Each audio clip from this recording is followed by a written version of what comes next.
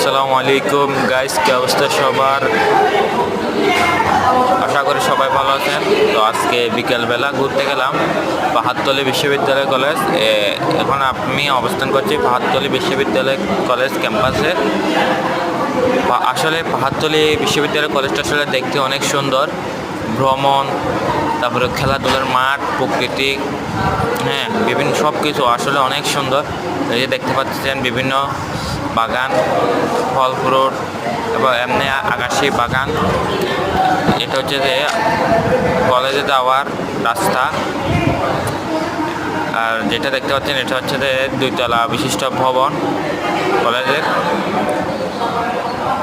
এই যে দেখেন 2 তলা বিশিষ্ট পাহাড়তলী পুরাতন ভবন। এটা সামনে নতুন ভবন আছে, আর এটা হচ্ছে যে আপনার নতুন ভবন, 5 তলা বিশিষ্ট নতুন ভবন। একদম দেখতে অনেক সুন্দর।